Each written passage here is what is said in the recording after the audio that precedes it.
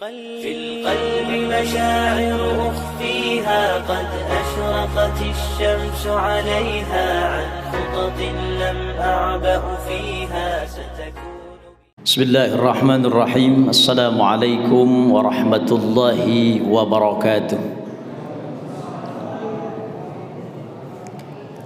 أعوذ بالله من الشيطان الرجيم. بسم الله الرحمن الرحيم. الحمد لله الذي علم القرآن خلق الإنسان علمه البيان.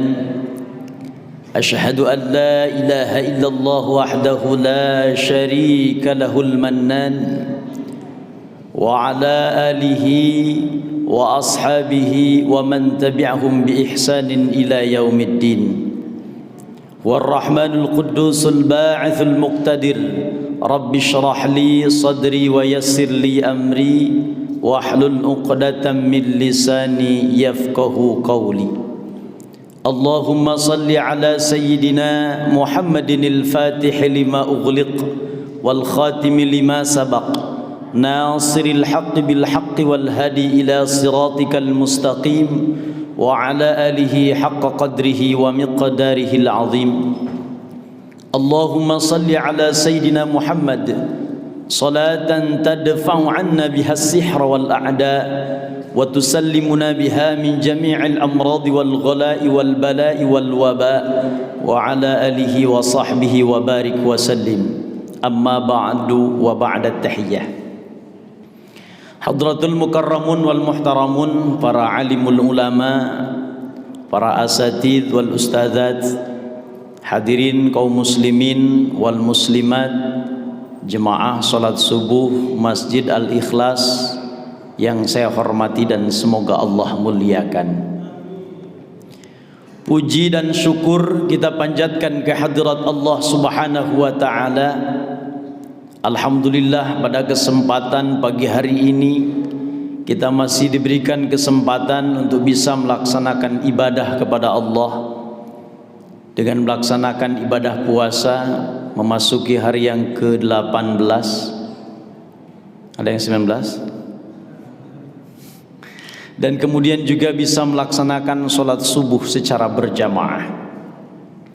Salawat teriringkan salam semoga tercurah limpahkan kepada junjungan kita baginda Rasulullah Muhammad sallallahu alaihi wasallam, kepada keluarga dan para sahabatnya beserta para pengikutnya. Amin ya Allah ya Rabbal alamin.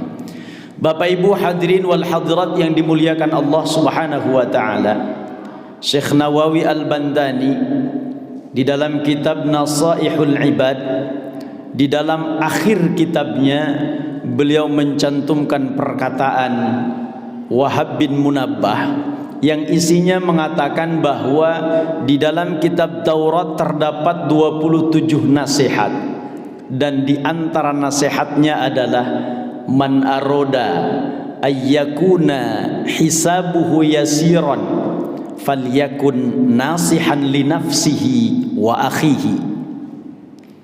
Man aroda ayyakuna, barang siapa yang ingin hisabuhu yasiron, ketika nanti di akhirat hisabannya di hadapan Allah itu ringan, artinya amal baiknya banyak, amal buruknya sedikit, dan ketika dihisab itu ringan, maka falyakun nasihan li nafsihi, maka jadilah engkau orang yang suka menasehati diri, wa akhihi, dan juga menasehati saudaranya. Jadi kesempatan yang berbahagia ini saya berniat untuk menasehati diri saya sendiri, dan tentunya mudah-mudahan bisa diambil hikmah manfaat oleh kita semua. Amin ya Allah ya Rabbal alamin. Bapak Ibu hadirin wal hadirat yang dimuliakan Allah Subhanahu wa taala, Allah Subhanahu wa taala berfirman di dalam Al-Qur'an, "Syahrul Ramadan alladzi unzila fihi al-Qur'an hudan lin-nas wa bayyinatin minal huda wal furqan." Syahrul Ramadan, bulan yang dimaksudkan dengan perintah berpuasa di ayat 183 tersebut adalah bulan suci Ramadan, yang mana di bulan suci Ramadan tersebut Allah turunkan Al-Quran. Jadi bulan suci Ramadan adalah momen ulang tahunnya Al-Quran, jika bisa diibaratkan seperti itu. Kalau saja kita sebagai manusia yang mungkin bisa jadi keberadaan kita pun tidak berguna di hadapan orang banyak, selalu ketika momen ulang tahun itu ada perkataan HBD, Happy Birthday, selamat ulang tahun, begitu. Namun kenapa kalau seandainya datang Ramadan kita tidak mengucapkan Happy Birthday kepada Al-Quran? Tapi yang dimaksud tujuannya bukan itu. Ketika kita mengatakan selamat ulang tahun, artinya adalah membahagiakan yang diulang tahunkan. Betul atau tidak? Nah, berarti sekarang Al-Quran itu memasuki hari diulang tahunkannya. Maka tujuan kita hari ini dan seterusnya, terkhusus di bulan suci Ramadan, adalah tentunya memuliakan Al-Quran. Dengan memuliakan Al-Quran, maka langkah yang pertama yang harus kita lakukan, yang pertama adalah beli Al-Quran, memiliki Al-Quran. Jangan sampai kita belum punya Al-Quran. Bahkan kalau bisa koleksi yang banyak, gitu ya. Tapi jangan sampai tapi banyak tapi nggak pernah dibaca juga. Yang kedua, setelah kita memiliki Al-Quran, maka belajarlah untuk membaca Al-Quran. Di sini banyak fakarnya. Nah, ini semua Ustaz Ma'ruf masternya, begitu, sama Ustaz Arif. Ini master Al-Quran semua. Ya, jangan sampai kita berada di sisi beliau tapi tidak bisa kita ambil manfaat ilmu dari beliau. Bapak Ibu hadirin wal hadirat yang dimuliakan Allah Subhanahu wa taala, Al-Quran itu mesti kita pelajari, karena tahap berikutnya setelah kita belajar membaca Al-Quran adalah tentunya selalu istiqomah membaca Al-Quran. Kalau saja ketika kita baca Al-Quran tetapi belum kita belajar Al-Qurannya, bagaimana kita mau bicara, mau baca dengan baik dan benar? Tidak mungkin. Sehingga Rasul mengatakan, rubba qari'in lil Quran wal Quran yal'anu. Tidaklah sedikit orang yang membaca Al-Quran, akan tetapi dia dilaknat oleh Al-Quran, bukan diberikan syafaat. Artinya orang yang baca Al-Quran itu dilaknat jika bacaan Al-Qurannya tidak sesuai dengan kaidah tajwidnya. Nah, ini kita dekat dengan Pak Ustadz, masternya lagi. Tapi bacaan kita masih belepotan. Sedangkan perintahnya Nabi, utlubul ilma minal mahdi ilal lahdi. Carilah ilmu oleh kalian dari mulai buayan sampai lubang lahat. Artinya selama hayat masih dikandung badan, maka wajib kita mencari ilmu. Jangan kita katakan, saya ini Ustadz sudah 50 tahun belum mati kan? Selama hayat masih dikandung badan, wajib belajar. Lah kalau saya di depan umum Ustadz, agak malu saya belajarnya. Piece to piece. Datang panggil Ustadz Ma'ruf, panggil ke kamar tuh, minta belajar di dalam, gitu. Kalau Ustadz Ma'rufnya tak mau, nah, ganti Ustadz Arif. Ustadz Arifnya tak mau, dua-duanya panggil, nah, gitu. Ya, tak ada juga Pak Imamnya tuh, Pak Ustadz Sahar, panggil. Jangan sampai orang yang berada di sekeliling kita itu orang ahli Al-Quran, tetapi kita tidak mau belajar Al-Quran. Nanti kita dikategorikan orang-orang yang tidak taunya itu adalah ghair ma'dzur. Karena ada orang yang bodoh itu karena dia tidak mau belajar. Ada orang yang bodoh itu dia mau belajar tetapi tak dapat. Nah, orang yang dikategorikan orang yang ma'dzur, yang diampuni kebodohannya itu adalah orang yang mau belajar tetapi tak dapat. Tapi kalau orang yang bodohnya itu tak mau belajar, siap-siap ditanya di hadapan Allah Subhanahu wa taala. Dan ini kategorinya adalah bodoh yang ghair ma'dzur, kebodohan yang tidak diampuni Allah. Nah ini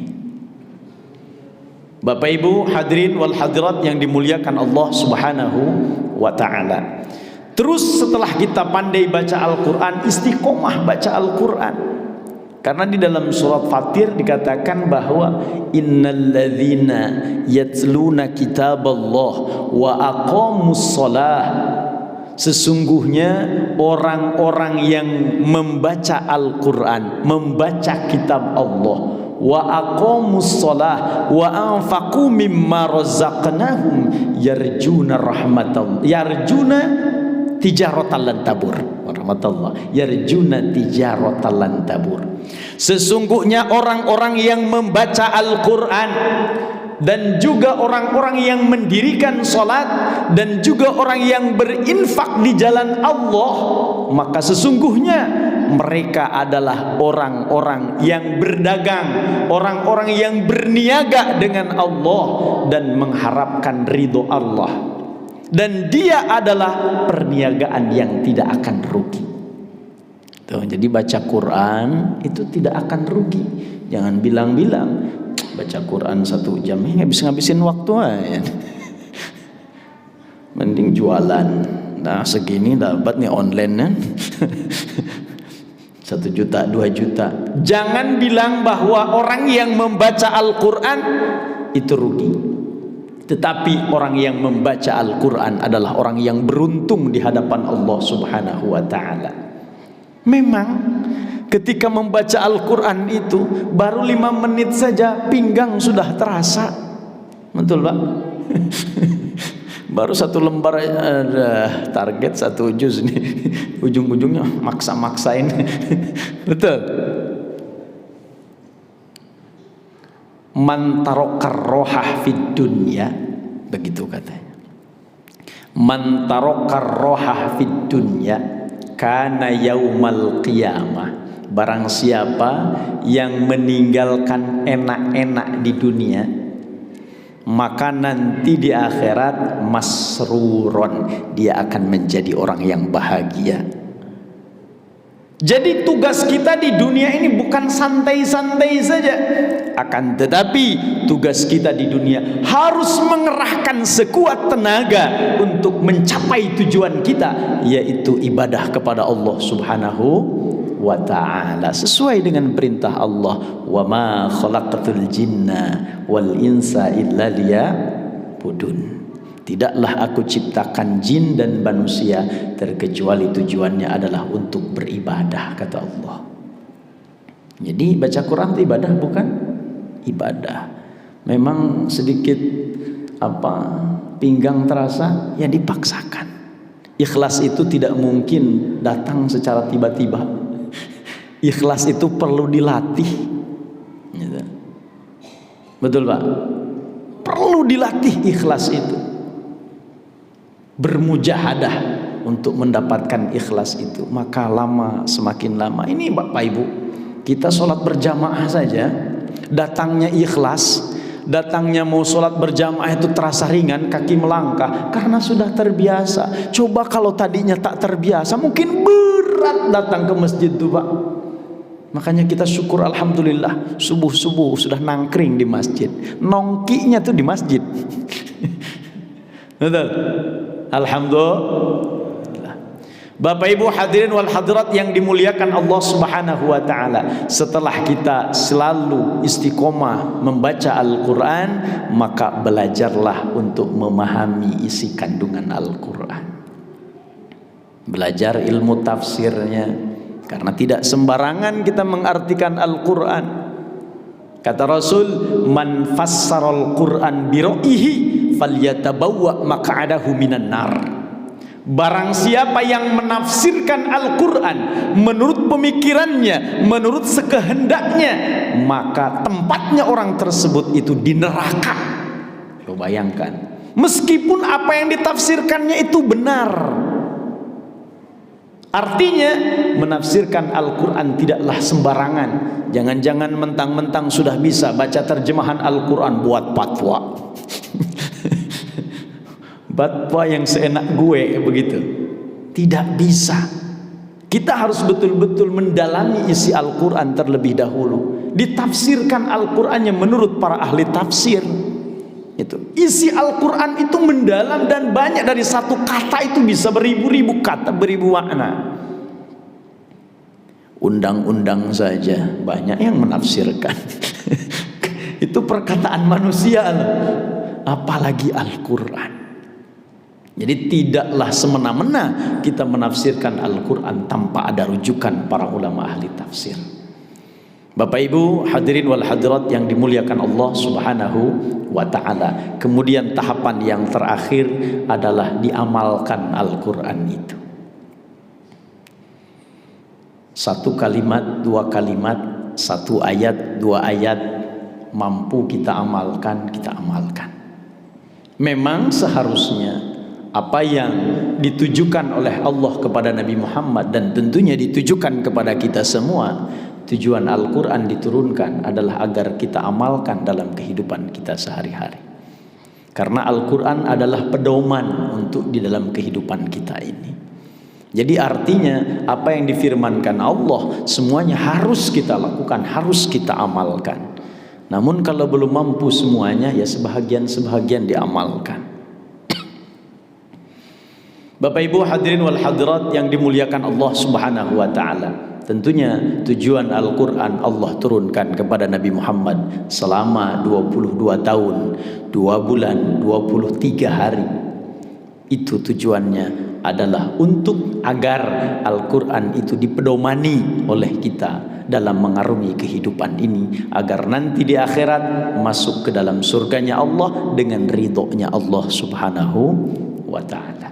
Bapak Ibu hadirin wal hadirat yang dimuliakan Allah Subhanahu wa ta'ala, mungkin ini yang dapat saya sampaikan pada kesempatan pagi hari ini. Mudah-mudahan apa yang saya sampaikan dapat memotivasi diri saya dan juga umumnya untuk kita semua untuk selalu dekat dengan Al-Quran.